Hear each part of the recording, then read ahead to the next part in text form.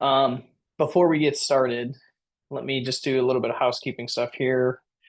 Talk about where we're at in the course of the book. So I just wanted to highlight that we are going to cover, or I'm going to cover. Can everybody see my see the spreadsheet or the Google sheet? Cool, awesome. Yeah, for some reason, like I've had this like weird thing where like my Zoom desktop doesn't match up with my numbers that it has. So just want to make sure everybody can see what I'm seeing. Um, but we are going to cover spreadsheets today. It's a pretty important topic.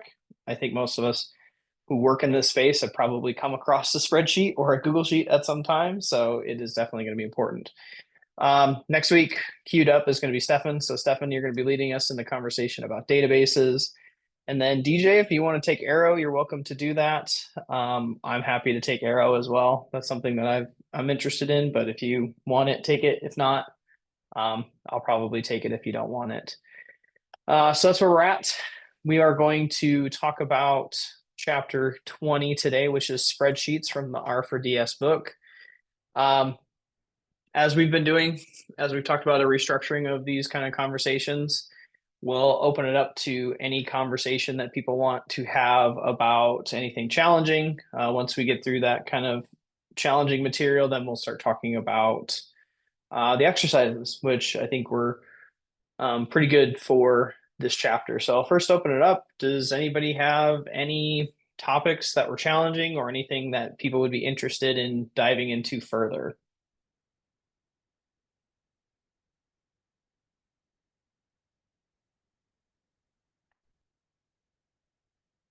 Okay. Well, hopefully, I mean, most of it for me, I think it was pretty straightforward. I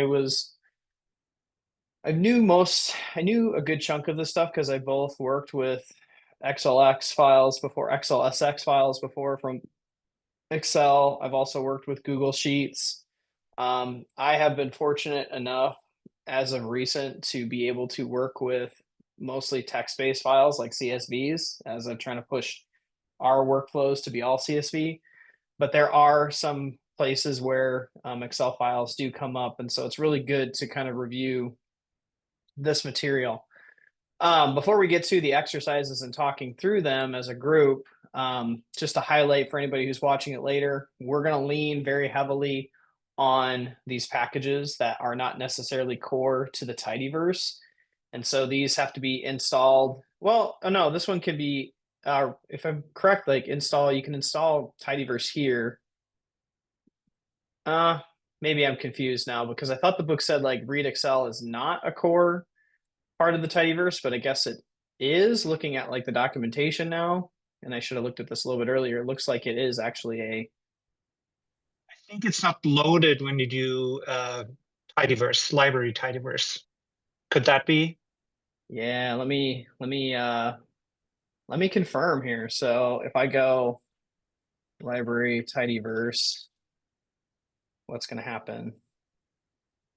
It Yeah. is not part of the core. It is in, I guess it's installed when you do tidyverse because that's what this is basically saying here in the docs. You will still need to load read Excel explicitly because it is not a core tidyverse package. So that is a little bit confusing. Like it is installed when you do tidyverse, but it is not loaded, which I guess it is. It's not always needed in every analysis like read CSV or read R. So it makes sense why it's not brought in. But okay, cleared that up. We're going to lean on that package quite a bit, and then in addition to that, we're going to also leverage the use of Google Sheets 4. An interesting thing about the name, this is not the fourth iteration of Google Sheets. There is not a Google Sheets 2, Google Sheets 3. The 4 is denotes the version of the Sheets API. So for those who are not familiar, Google Sheets 4, well, obviously Google Sheets is a web-based spreadsheet software that is made available from Google. And as part of that, they have an API, which is an application programming interface, and you can interact with it using the sheets. And since it's part of since an API is kind of like software, it has versioned. So it uses the fourth version of that API to pull data, and that's why it's called Google Sheets 4. And then the last one that we're going to lean on is some stuff from our open science. We're going to lean on this Write Excel package, which I was not really familiar with until this chapter, which was kind of interesting to see, but we'll kind of use this a little bit.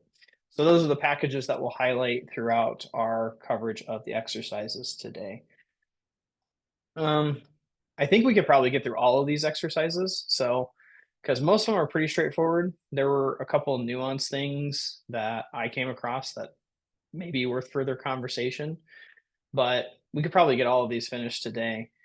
So the first question that we had was in an Excel file, create the following data set, survey, and save it as survey.xlsx.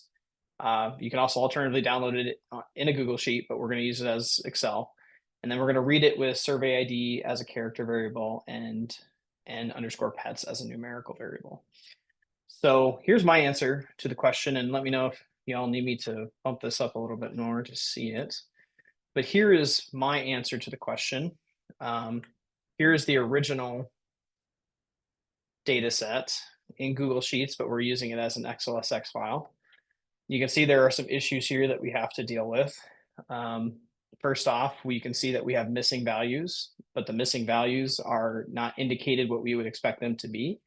And then somebody also, instead of putting the number 2, used a string to represent that they have 2 pets, which I'm assuming this is just a fake survey of how many pets people have.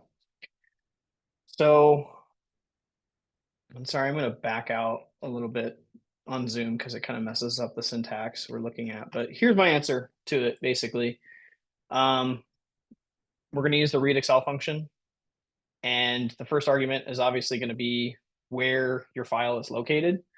In this case, I'm going to use data survey XLSX. I also have to indicate what my NA values or how my NA values are represented into it. And I think a really important point regarding this is that in your data, in your spreadsheet, NAs can be represented many different ways. And so it's really nice that you can provide a character vector. So like if you have a missing space, you can default to it that, or if you have like some string representation n/a, that will be converted to an NA. And then there's this function called column types. There are different column types that you could have. I started with all text at first, instead of trying to do like text and then numbers or numeric. The reason is if you do this, it will unintentionally drop the time that the person put in TWO for 2. And then I did mutate because we have to change it into a number. So did a little bit of an if else statement here to say if it is represented as 2, change the 2 and then parse it number, and it will create a number. And so, got to run all of this. Error. So bear with me. I don't have all the prerequisites run. So let me just do that real quick. And then now it should work. And so there is our spreadsheet brought in and ready to do analysis on. You can see we have survey data as a character, which it asks us to do, and then double as a numerical variable. So the question that I wanted to pose to the group with this is parse number. Parse number is interesting to me because in the other exercises and some of the book solutions, they suggest using as.numeric. But there was an example earlier in the book that said that used parse number instead of as.numeric. So I didn't know of the differences between these two functions. And I did a little bit of reading on it, but I don't know if anybody was familiar with the difference between parse number and as.numeric. I don't know. Just gonna pose it to the group. I think it does some processing. Like there's examples, for example, it gets rid of commas and dollar signs. Yeah, it does some interpretation of numbers for you. So let's say someone has added commas. I mean, that's pretty typical, right? When for the every groups of 3 or for every power basically group. And then it can get that rid for you. Yeah, and I was reading the description. It's like it parses the first number it finds, and it drops any non-numeric characters before the first number and all characters after the first number. Yeah. So, so my question is that if we do as.numeric, if it comes across something that's not numeric, is it just going to treat it as an NA value? Ooh, Yes, it will that's throw a warning and treat us an NA. Oh, okay. Okay, that makes sense. At least it will throw oh, it does throw a warning. That's right. It will say that NA values were the errors like NA values were introduced due to Yeah. missing values or something. Okay. Okay, that's super important, I think, to know the difference between those two. Because that was my question, because I saw this in the book used, but then the answer that the book gave was to use as.numeric. It's pretty closely related to what I did, except they decided to use a case when here. But when you look at the file, there is none None. Oh. represented in here. So I don't know if this was, I don't know. It's nice to have just in case, but I don't know. This was something that threw me off, but it's very similar to what I did before, with just an if else. But the case one just expanded into two other cases. So same answer. Boom. Any other questions about this exercise? I think it was pretty straightforward, other than the parse number thing. All right, No. cool. Cool. Let's move on to the next one. Okay, so the next one, in another Excel file, the following data set and save it to roster.xlsx. So here's the data set. Here's roster. This data set is characterized by having some like nested data, because you obviously have two groups. There's two groups within each subgroups, and there's an ID value for each subgroup within group. And so when we import this, if we want it to be tidy, each row should represent one observation, each column should be one measurement. And so this is not tidy. And so we have to do some stuff on the import of our spreadsheet to hopefully help us tidy it. And I think this was a really important concept that was discussed. Like, yes, you could like first just import your data and then do all the transformations using like mutate, using filter, and doing all that stuff. But you can save yourself a step by first just doing all of these steps here in like when you import it. This one was pretty straightforward because all we have to do is just import it and then use fill, which is kind of nice. But basically here it is. Just we read Excel so we can read it in. So we can just look at roster here if we just first read it in. Here you go, just a bunch of NAs. And that's just because of how the spreadsheet is. And all we have to do is we just have to use this function fill to fill them in. And we saw this last time, but then fill, look at roster, boom, there it is. Now we have each row has one observation. Each column represents a measurement for that observation, and so on and so forth. So pretty straightforward. Then it asks us to write it. We just use write xlsx. We give it the data frame, and then we give a file path to where we want to dump that XLS file. And so you can run it. I can confirm that it has been written. Roster XLSX. So here's a question that just popped into mind. Does write Excel write without warning? That's my question, because that's an important question to answer. So is it going to give me is it going to overwrite anything if I just run it? I don't know, because that's a really important point. I assume so. Isn't that what write CSV would also do? They're often pretty destructive, right? The functions, they don't care about your files as much, as my impression, but being wrong. I have been wrong before, so for the sake of prosperity or anybody watching in the future, I do not. I think it does. I think it is destructive. I think it will just overwrite it. I mean, You can just run it again and see if it writes again, or it gives you an error, right? Yeah, well, that's good. That's a good point. Yeah, looks like it just runs it. So forewarning everybody who's watching this in the future for here that it looks like write Excel is a destructive action. So keep that in mind. Something that I like to do, and this is like a little trick, is like to append this with the like the current date sometimes. So like, how can I do this? So if we have Luber date now, no, I don't want to do now. Let's just do today. So what you can do is do today. And then today is that. And what you can do is you could go, I don't know if I have glue in here Yeah, right now. nice. Glue something like this. And go library, glue, bring it in. Sorry, I would put that up at top, but then you could do something like, something like this. And you could go, is this going to work? No, this is not going to work because the function goes inside of the brackets. You could go this, and then you could go roster.xlsx. Then you can put uday, and it's not going to be formatted like I would like, but this will at least get you somewhat there. But let's see if this works. Nope. Doesn't it have the parentheses? Yep, it has to be the function. Yep.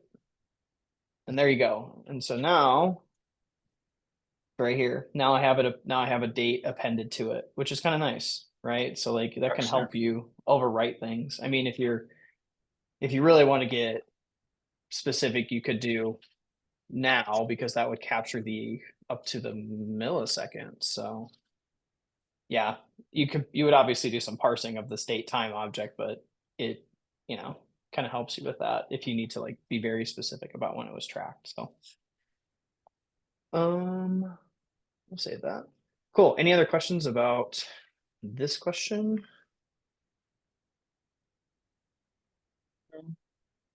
Cool. Hopefully this is a little extra tip for people because I find I do this quite a bit with the stuff that we do. So okay, let's go to number 3. So in Excel file, create the following data set and save it as sales.xlsx. Alternatively, you can download it here. So what we're going to do is we're just going to first read it in. And then what we want to do is we want it to look like what it had, where you have an ID and end column.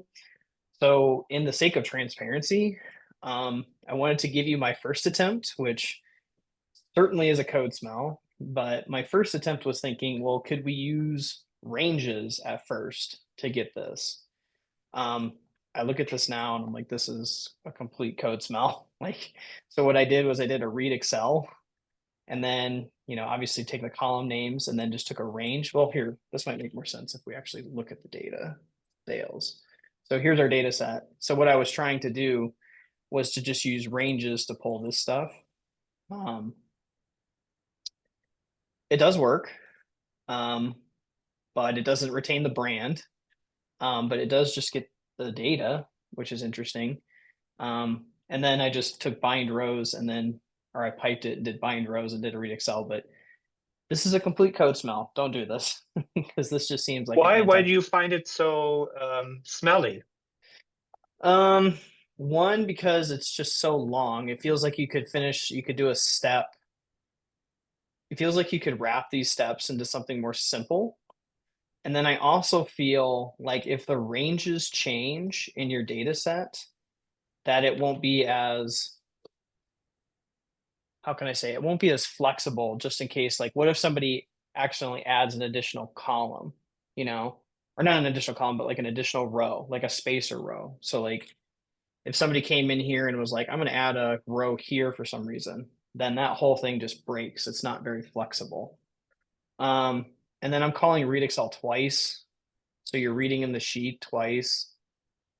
Those are just like my initial thoughts of it, but it works. It certainly works. But there's a different solution that I came up with to actually do this. But just for the sake of transparency for anybody that's watching this in the future, like sometimes, at least in my opinion, your first attempt may not be the best way to do it. But and I actually kind of misunderstood it because what the book wanted us to do first was to do this initial step where we do implement skip. So skip would skip the first 3 rows. And so it wanted us to do this first, where we retain the brand 1 and brand 2. And I got a little stuck thinking about like, how do we handle the brand thing? But what you can do is you can do, this is my answer. I took the attempt of just doing a mutate with a case when. So this is the same. We're just skipping and we're building on that. I just did a case when, and then put this first so we can run this and just look at it. So then we have brand one, brand two. We still have our ID column N. Then I filter. No, I fill it first, and then I filter. So I fill brand to fill that. And then I filter off of having if it contains brand. And then we can just run this whole thing because all this does is just change the stuff into numeric. And then we can look at sales. And there it is. See, Each this is now row. so much longer than what you had before. It is Like, true. It is longer, but go like ahead.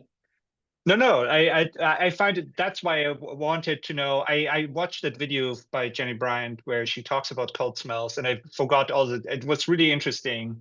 That I feel like you now have to do so much finagling instead of just targeting what you're wanted.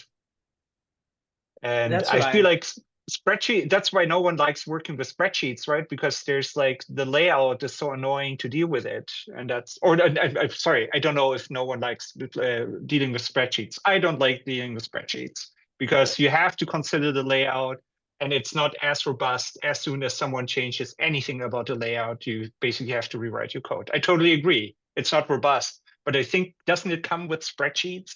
Isn't that the part of it? yeah, that's the challenge, right? Is like, where's that spread? I think it also comes from like, where's that spreadsheet coming from? Because like, is that spreadsheet being produced by a system? Because if it's produced by a system, it's going to be pretty consistent. But if that Yeah, that's spreadsheet's true. coming from a person, there could be wildly different things that somebody does because of how they organize things. I mean, if Okay. spreadsheets definitely have their place, and especially in a more business context where we work, we certainly deal with a lot of spreadsheets. There's a great, oh, what's his name? JD Long.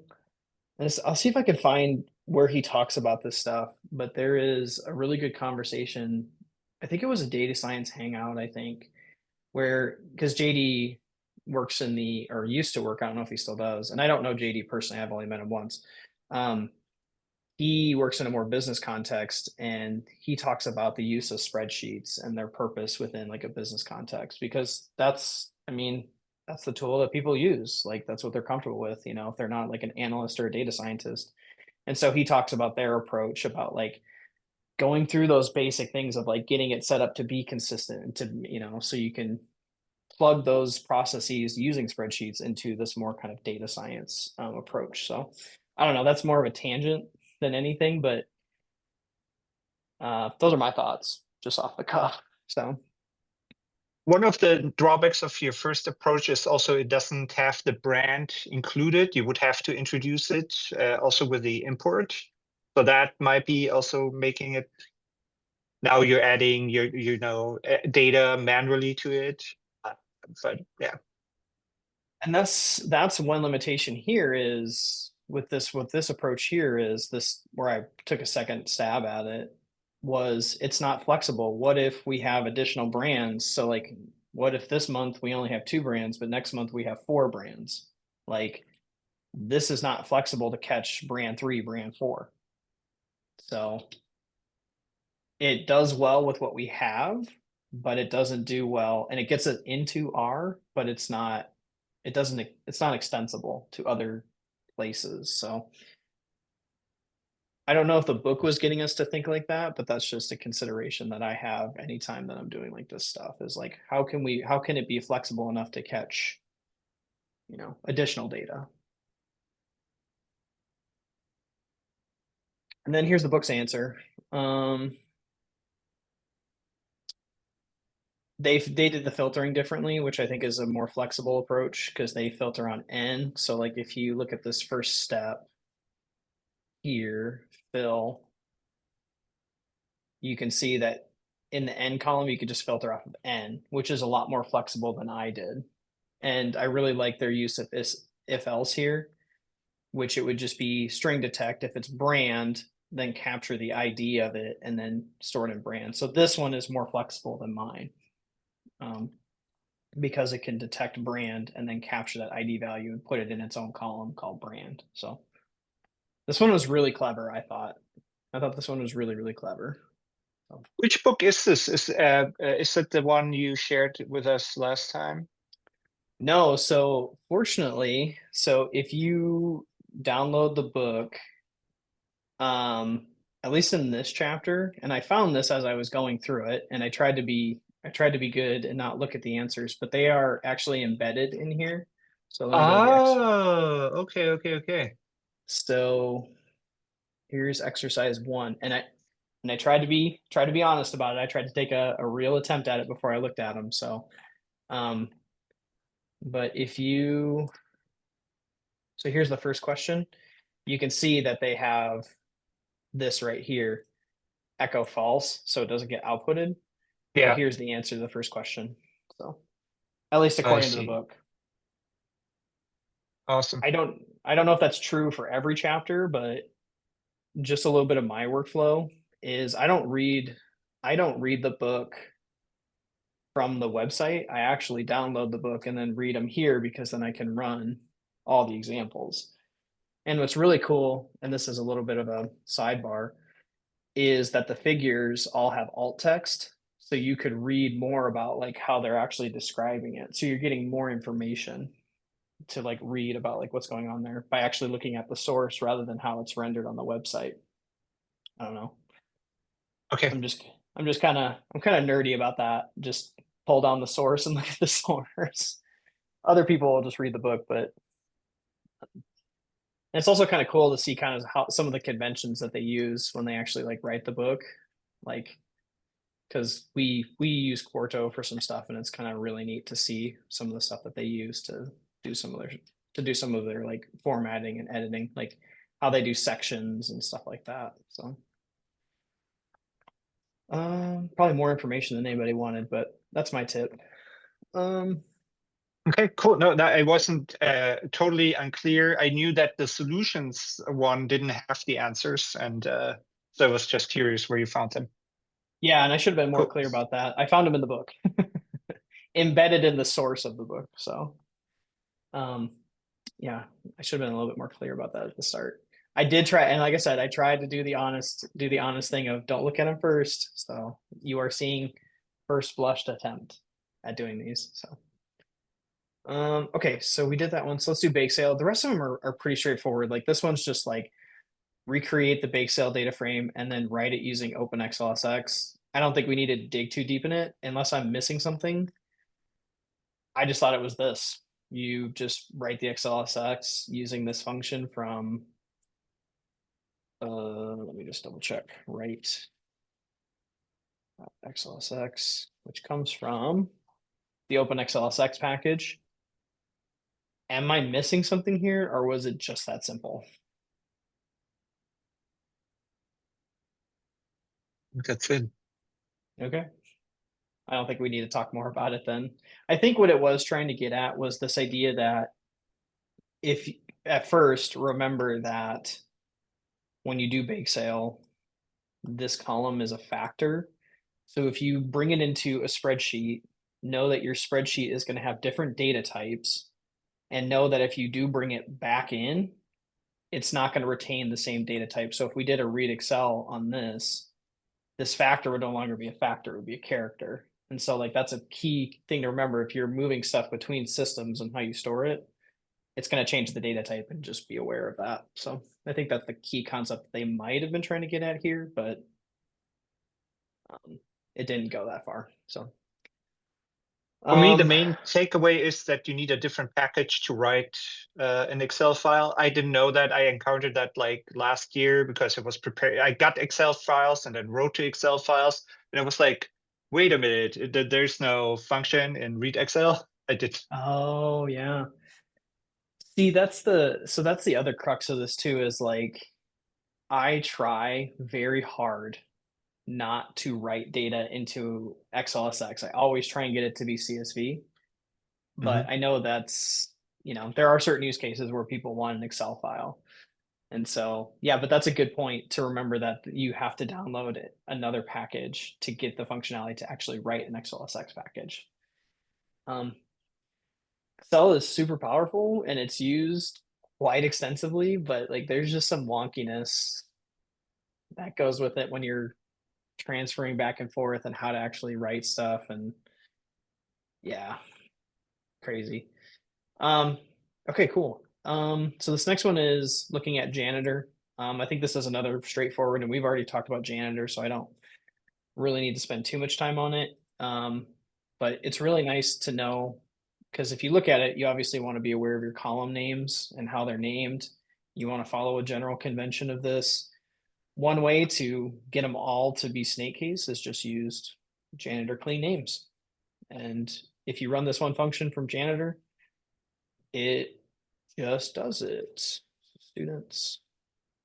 We look at students and you can see all the names have been converted into snake case for us. And we don't I need to use do it all the anything else. time. Yep. It is. Um, Go ahead. one interesting thing I wanted to point out, this is kind of tangential, but I learned about a package called Labeled, where you can actually have like a nice reading name in addition to whatever the variable name is. And then certain packages use that other name, and then you don't have to, manually change it.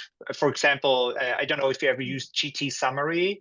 If it has this labeled, I think it's an attribute. It's basically you can maintain the full name just as it was written earlier, and I don't explain it very well. And then have that to automatically added when you use GT summary, or there's also a package where it automatically uses those as labels in ggplot. I forgot the name in ggplot.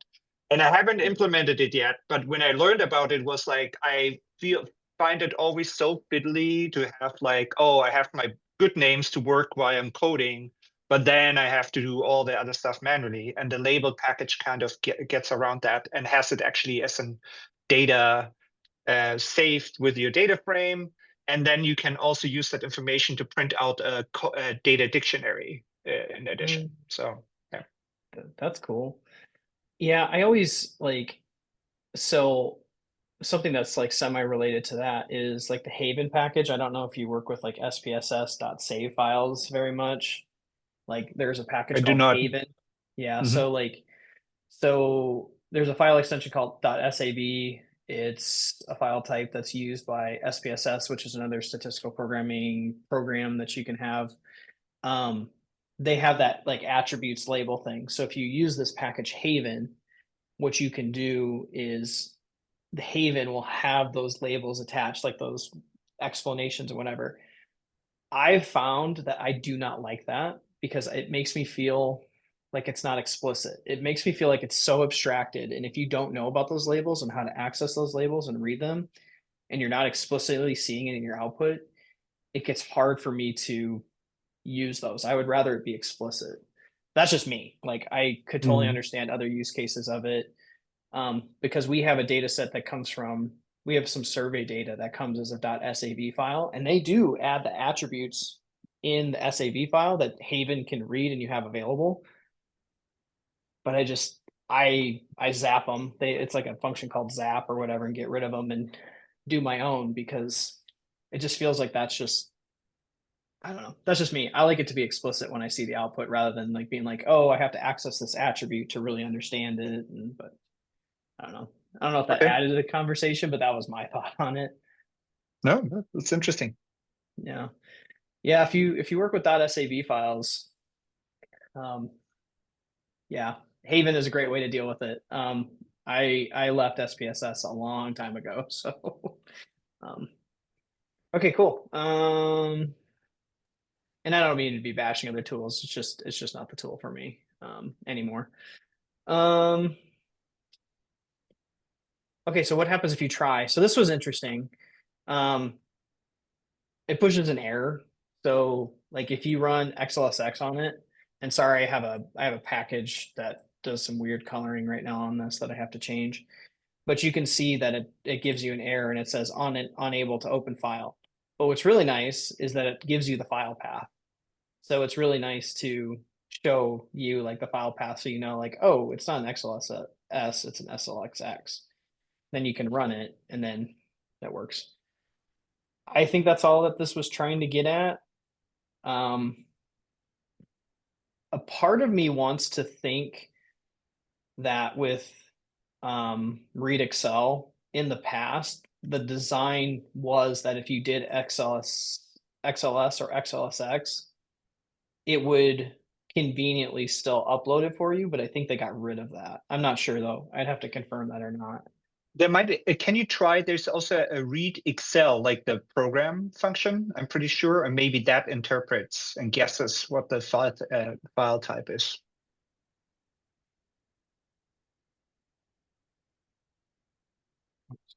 I'll do that. Yeah, looks like it does. Okay.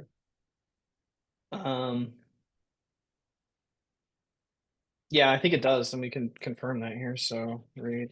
I think it did say that in the book too, where it does say that it will interpret it. To determine the file path is XLSX or XLS based on the file extension and the file itself in that order. That's interesting. So it defaults looking at the extension and then the file itself to determine if it needs to use read XLS or XLSX. That's cool. So I think at the end of the day, well, I shouldn't say end of the day because there may be a reason why you want to be explicit about this, but read Excel is like a really convenient function if you don't necessarily. Oh, well, if their file is created by somebody and they mix up doing XLS and XLXX, and you wanted to iterate over all those files, you could just use read Excel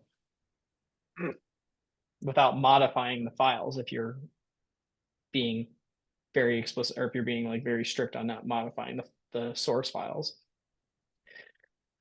That was kind of interesting too in the book. It did also mention, I thought this was a neat idea and I probably should adopt this too, is like if you are like wanting to see an Excel file and open it up, you should probably save it as another file and then not mess around with the source file because that just sounds like there's a potential where you could like accidentally like key in something wrong and change the source file. So I thought that was a good kind of like pro tip of like save a copy and then only look at the copy rather than looking at the source file you're working with so you can avoid any mistakes. So, cool. Those are all the read Excel stuff. Before we start moving into Google Sheets, did anybody have any questions or any other comments for those exercises? I'm going to sit down. I'm going to put my standing desk down. I'm tired of standing. All right, cool. Let's talk about Google Sheets. Stefan, do you use Google Sheets in the work that you do? I don't do it much. I try to use mostly Excel because we Canadian data stuff is very particular about where servers are, and so then I don't have to think about it, and I only work with Google Sheets if someone else does something in Google Sheets. Yeah, Because I also work with. with personal data, and then then I have to be careful where I save it, and it has to be a Canadian server. Oh, that makes sense. Yeah, so you have a legal obligation. Yeah. Which makes sense.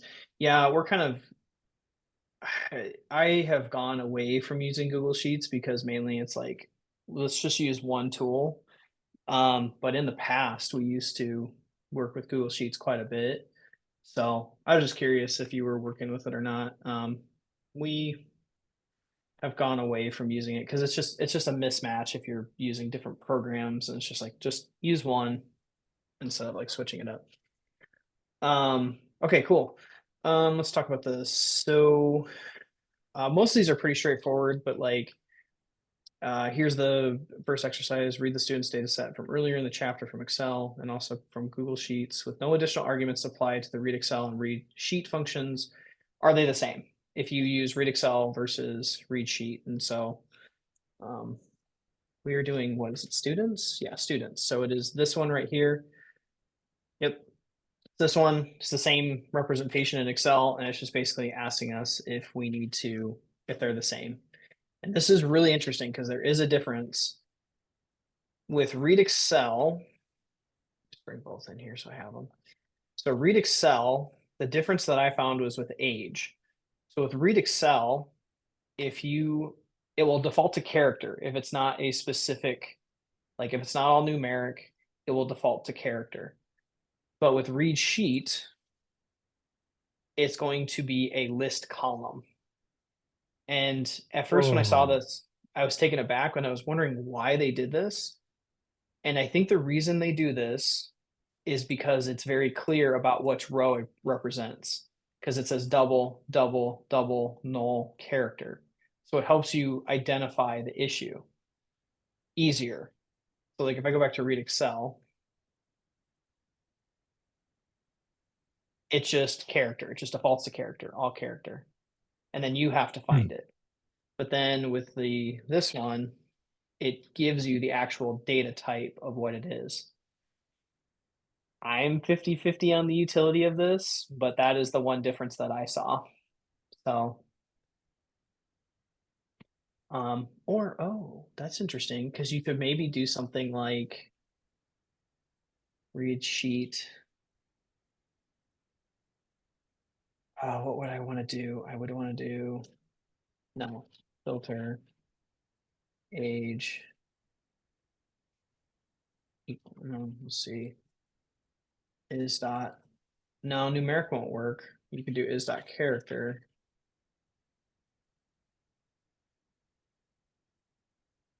But will that work? Because it's a list first, right? Before it's a character. Oh, so you can do something like that. Interesting.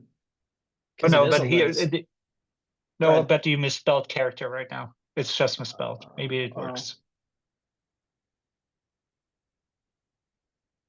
can't spell today. I think I got it right. That Does it? looks. I don't think it does. Yeah. Maybe because I got I it. don't have, whenever I have list columns, I'm very bad at them. I tried to learn it a couple of times, but I suck at it. I am Or I terrible forget at too it much. too. Like when I first saw this, I got like a little like little flashback to like when I had like a really deep nested list column one time, and I was like, oh no, please no. So when I first saw this, I was like, okay, this is not good. But what you could do is if you wanted this behavior with read Excel, you could do, what is it? Call types. You go call types and then C, and then you would do, well, I'm not going to go through all of them, but you could go like Yeah. text, whatever, and then it would just have the same behavior as read Excel and you wouldn't get the list column. I tried to see if there was like any indication of why this was the case in read sheet, but they don't say anything about list columns. At least I didn't see it with my first like scan through it. So, yeah, anyways, yeah, that's the one difference I saw. So just be aware if you see a list column, you have an issue and you might need to fix it if you do this. It's also important to know that like this SS argument is known as the identifier, and there's many different identifiers that you can use to identify the sheet that you want to access. This one here, I'm just using the sheet ID, and the sheet ID is in the URL. It's this one right here. It's Cool. right here in the URL. So, and I'm sorry it's tiny if you can't see it, but it's in the URL up here. That's the sheet ID. So I'm not familiar with Drive IDs, but I'm assuming if you have like Google Drive, it's a ID number that you can access that specific asset. You can also use the URL and then other things as well, but I just find it easy to do the sheet ID. Yep. So age is important as a list column. So, okay, so here what we're going to do is we are going to take that same survey. And so I think this was highlighting what I was doing before. No, this is a different one. This is the survey. So let's just jump back over here. So here's the example. So same data set that we did before with read Excel, but now we're just going to read it directly from here. Same issues that we dealt with before. What's being highlighted here is that some of the comments or some of the arguments are the same, but there are some slight differences. In column types, you can use some of the shorthand here. which readr does have. So if you do like read CSV, it has the same stuff, but go to call types. Oh, this is not the right one. I need read sheet. Am I in read sheet? Talks about shorthand somewhere here, call types. Here they are. So here's the short codes. So if you know of a specific data type that you want, you can use these short codes to represent it. In my case, I'm doing character for all of them. So I just do C for one column, C for the second column. And if you had additional columns, you could do the same. So I don't think we need to talk about the issues because it's the same thing, dealing with NAs and then changing things as numeric, but imports it, and here's the result from that import. So anything else that anybody else wants to add about this one? No. Yeah. SS is kind of confusing to me as an argument name. I'll be honest with that. Because I'm not sure what it's short for. I know it says it's something that identifies a Google Sheet, but it's not intuitive to know that SS is what it is. But you don't have to be explicit. I'm being explicit here. You could just put the ID first or whatever identifier you want to use. There's another concept talked about in here regarding authentication. I will tell you that there are many different ways to authenticate into Google Sheets. If you want to talk more about that topic, we sure can. I will tell you the biggest consternation that I've had ever dealing with like Google's APIs is just authentication. It is I think I have a better understanding of it now, but there's just so many different flavors that you can have. Outside of just like a regular like push it to a browser and log in. There's other ways to do it. But if you have interest in that, I'm more than happy to talk about it. But I will tell you that has been one of the biggest consternations that I've had working with like Google APIs is like, how do you actually authenticate? And authenticating interactively, not just in a session, is a painful process. Anyways, a little sidebar. And then this last one, it's the same thing, but we're just using read sheet. We're just taking that roster data that has those nested data. So here have the group, the subgroup, and the ID. We're just doing the same thing, but we're just using read sheet. Unless I'm missing something with this exercise, but I don't think I am with this one. So, but that's the answer to this. You just read it in. Here's the sheet ID, and then you fill in the group and the subgroup, and you're good to go, ready to work with it.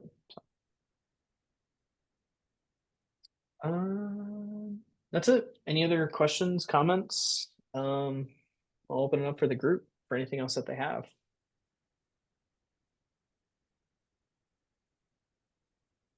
No. Sweet. I think that's pretty much all I have for this. Pretty straightforward. I know it was pretty straightforward, but it's an important topic because just getting your data into R is important, and you're probably going to be working with spreadsheets or maybe even a Google Sheet. So it's just important to kind of know that there's tools out there to help you. So, all right, cool. Well, next week we will do databases, and Stephanie will lead us, and then we'll go from there. Yep. So, everybody have a good rest of your week, and we'll see you next week. You too. Bye. Thank you so much. See ya. All right, bye. See ya.